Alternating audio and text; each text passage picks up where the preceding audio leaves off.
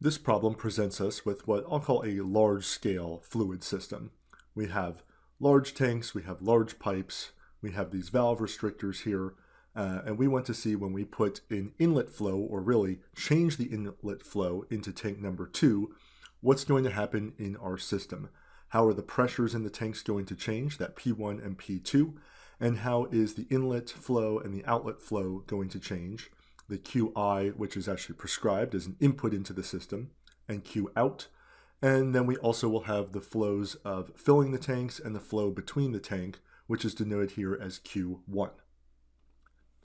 So the premise here is that our system is at steady state, which means that either the inlet flow and the outlet flow could be 0 and everything is basically empty to start and then we turn it on.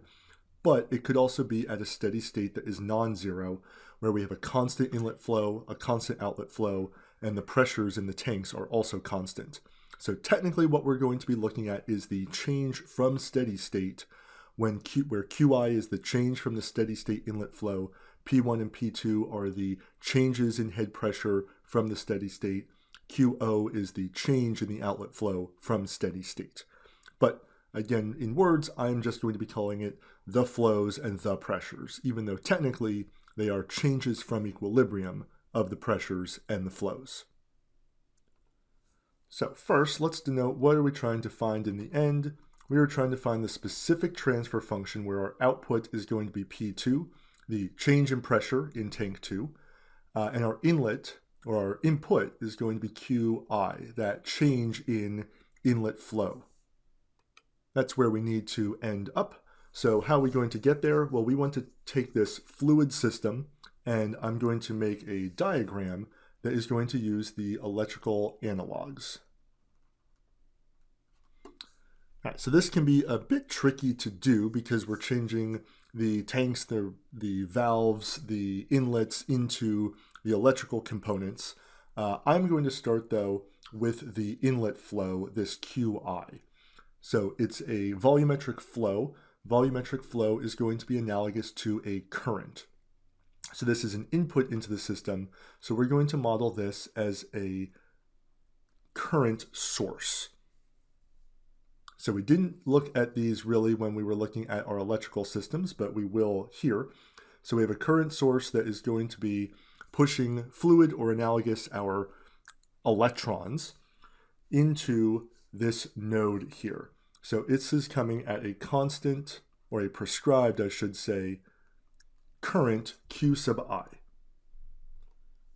So I'm noting the current is Q sub I, that is our input.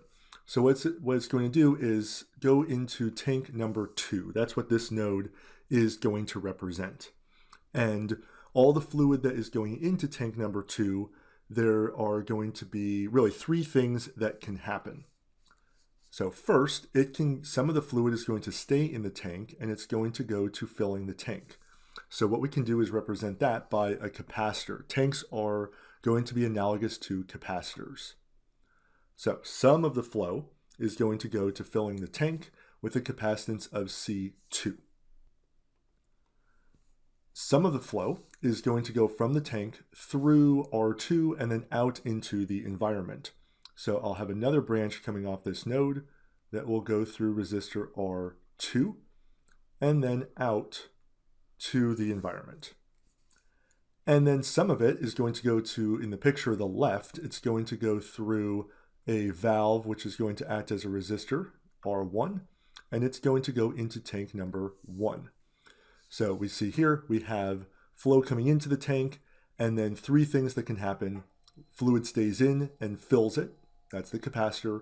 It goes off to the right, and that's going to be going into the environment, and off to the left towards tank number 1. Now, I'll put some more labels here. So the amount that is going out into the environment, we already are told to denote that flow as Q out. So that's going to be the same current going through R2. And we're also noted to use Q1 for the current or the flow going from tank 2 to tank 1. So I'll put Q1 for our current there. Now we also have to have a current that is going through the capacitor, so that's the flow that's filling the tank. We're not told what name to use, so I will use Q2 there. All right, so going into the node has to equal going out of the node according to Kirchhoff current law. So Qi is coming in, and then Q1, 2, and O are going to come out of that node. Let's look at tank number 1, which is going to be this node on the left. So we already have Q1 coming into it, but in principle, Q1 can be positive or negative. Fluid could flow from tank 2 to tank 1, or tank 1 to tank 2. So at least by the way that we have assumed positive directions here, negative Q1 will be fluid going from 1 to 2. So that is already accounted for. The other thing that can happen to the fluid in tank number 1 is not only can it go back and forth from 1 to 2, but it can go to filling tank number 1. So we're going to denote that with a capacitor, the capacitance of tank 1, C1. All right, so here I want to finish my circuit. So I can actually connect these points at the bottom here. So the bottom of the tank and the environment are all going to be connected to ground. So that is going to be a at least relative pressure difference of 0 to things connected to the ground. So at the bottom of the tank and at the environment is going to have a pressure of 0. So I'm going to label those nodal voltages in a moment. And then I will also have here this Q1 flow is going to also be Q1 as we go across C1 until I get to my voltage of 0 at the bottom. And that's because when Q1 hits that node on the upper left, it doesn't split, it has only one path to take. Now I'll put my nodal voltages, which is going to be equivalent to the pressures. So the ground is going to have that relative, at least nodal voltage of 0. So those are all marked, they're all connected to the ground. Now we have to put the voltages at the other nodes. So the voltages are going to be akin to the pressures. So here at the left node, that is going to have a nodal voltage or a pressure of P1. That is the pressure in tank number 1. And then here, the pressure in tank 2 is going to be P2. And I'll redraw these in a better color here so that we can note everything that's going on. So Qi, we have a Q2,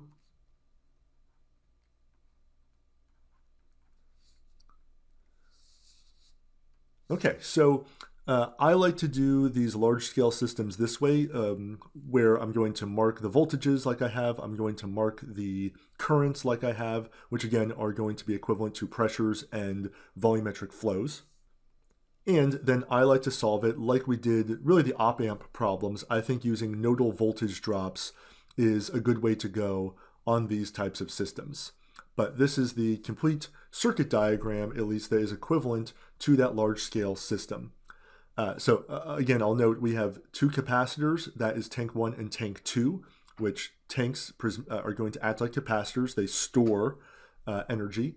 We have two resistors coming from those valve restrictors, R1 and R2.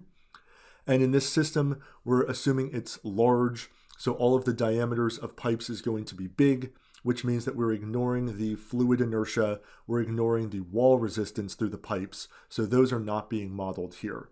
And then I've marked all of the nodal voltages or pressures at the different nodes and all of the currents or volumetric flows between nodes.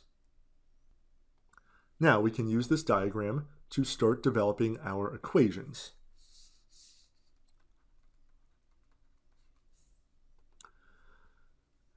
Our ultimate goal here is we need an expression that has P2 and an expression that has Qi in it so that we are going to be able to get our desired transfer function. So I'm going to start with, well, equation 1. I think I'll start with a KCL equation, a Kirchhoff current law. So I'm going to look at is the node where P2 is for my first equation. So KCL, Kirchhoff current law, says that all current coming in to a node must equal all of the current going out of the node. So in P2, coming in, I have Qi, and going out, and this is again based on the direction of the arrow that I drew and the assumption of a positive current, coming out then I have Q1, I have Q2, and I have QO.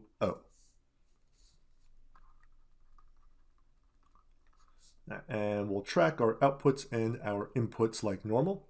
Input QI is the input into our system. So far I have Q1, Q2, and QO in my first equation. So already 3 outputs. And like with the op amps or any of the other electrical circuits, there might be a more efficient way to get our equations than the one I'm going to present. But as long as we have enough equations for the number of outputs, and we are going to have the output and the input that we're interested in for the transfer function, then we're going to have at least a solvable system. So far Qi has appeared, so that's good, but I don't have anything with P2 in my outputs, but I'll get there. Okay, so I have a second equation I can make.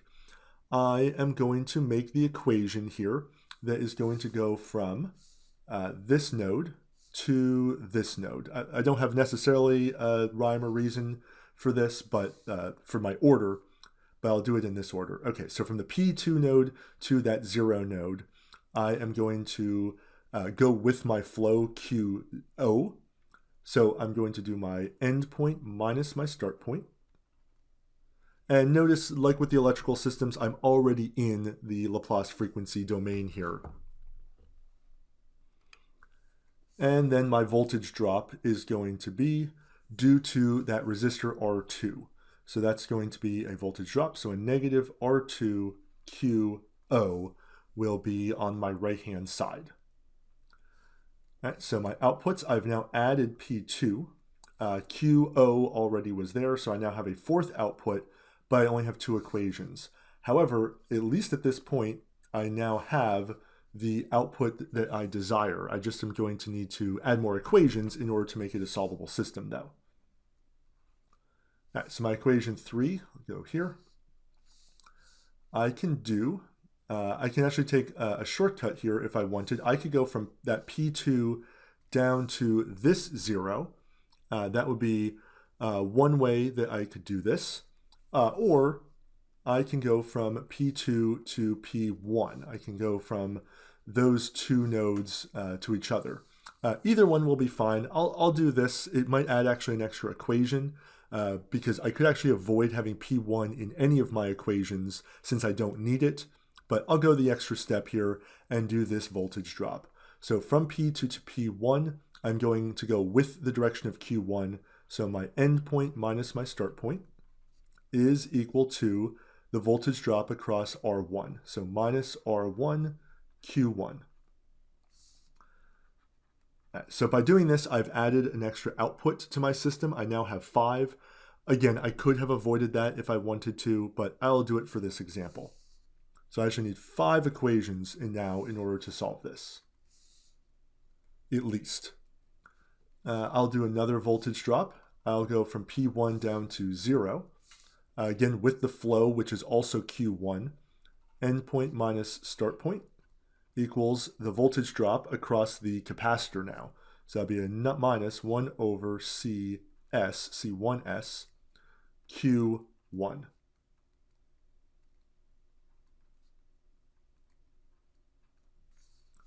And if I look, I have not added any new outputs. Q1 was already there, P1 was already there.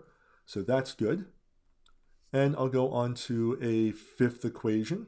Hopefully this will be enough. I will go from P2 down to this 0. I haven't gone that direction yet. So I will go with the flow Q2, so end point minus start point equals, now I have this capacitor here, 1 over C2S negative times Q2. And that gives me a 5th equation. If I look at my outputs, P2 was already there, Q2 was already there, so that is good to go. So I have 5 outputs, I have 5 equations here, I have that 1 input. I have developed a solvable system. Like I was saying, I could have done this a little bit more efficiently. I could have eliminated at least 1 equation had I gone from the P2 node to the bottom left ground node, because that would have avoided having P1 in my equations at all. The downside is if I wanted a transfer function that had P1 in it, I wouldn't be able to have it because it wouldn't even appear on my output list. For this problem, that doesn't matter. We were not asked for it, but that would be the one downside of having the fewer equations.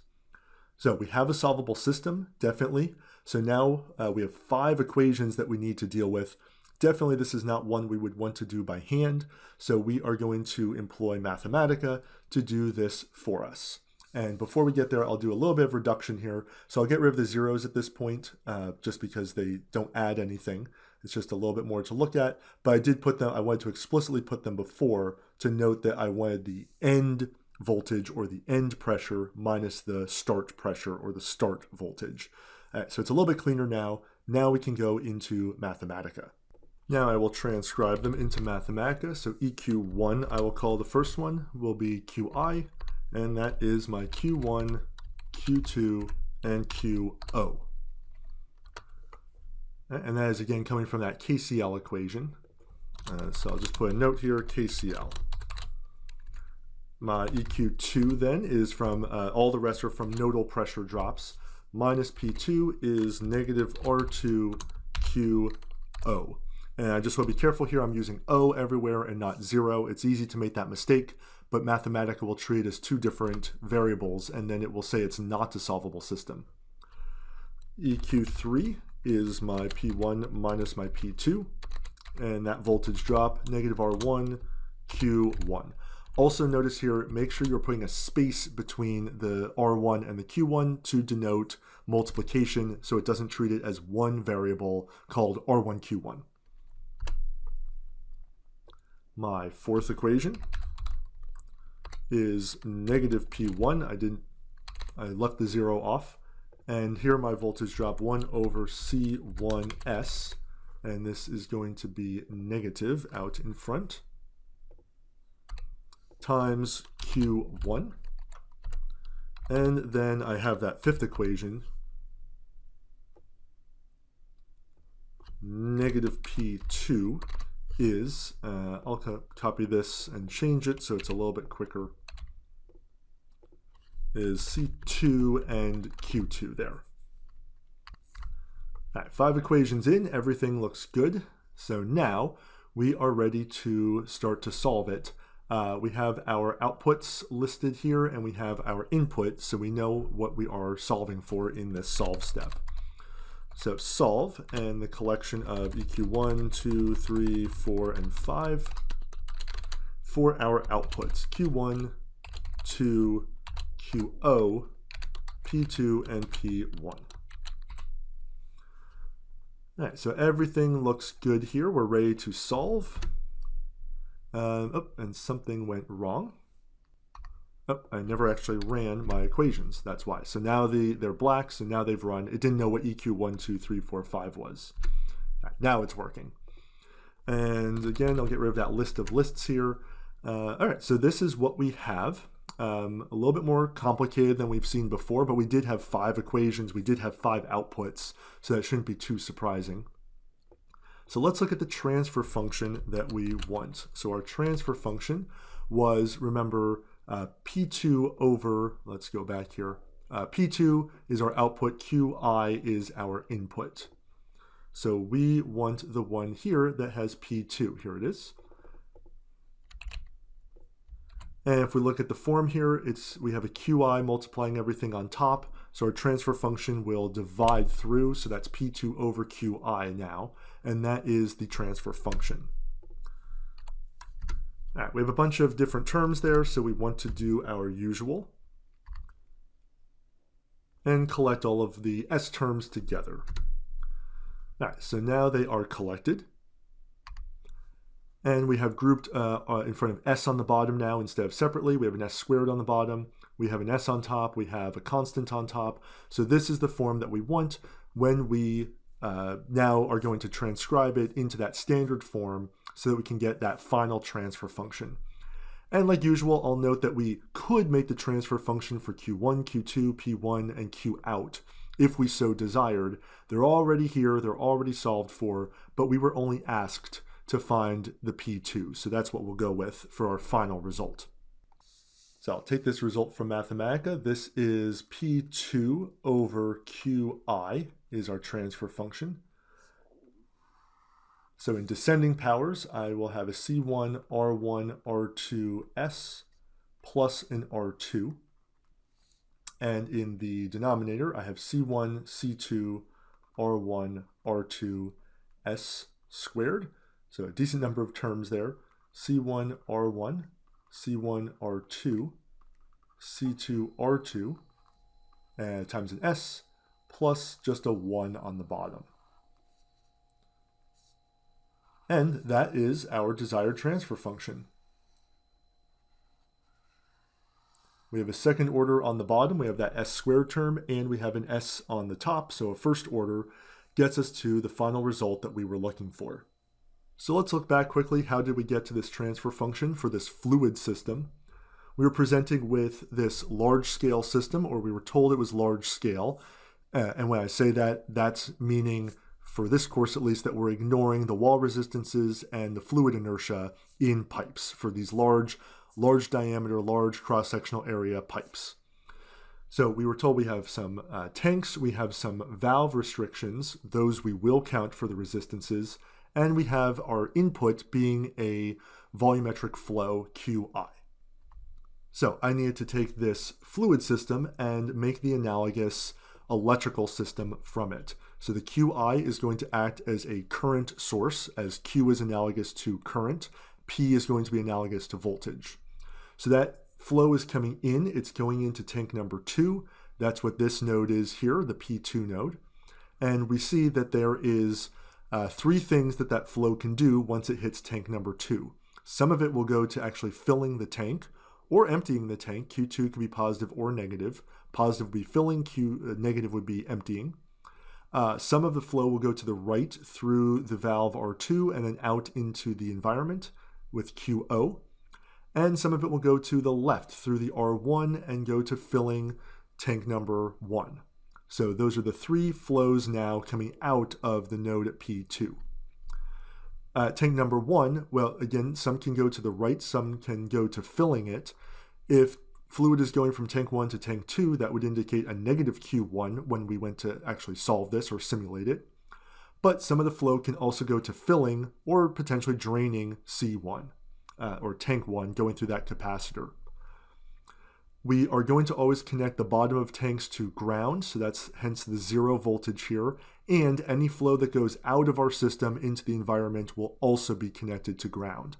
So that allowed me to put in the nodal voltages. Everything attached to the ground was 0, and then the pressures in the tanks were going to be P1 and P2 respectively.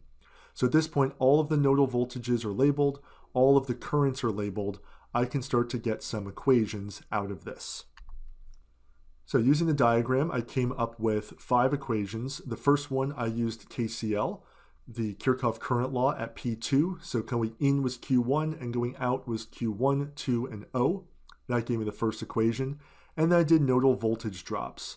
So I kept track of all of my outputs and my input into the system. With my collection of equations, I came up with 5 outputs, 5 equations, and then my input appeared, that Qi.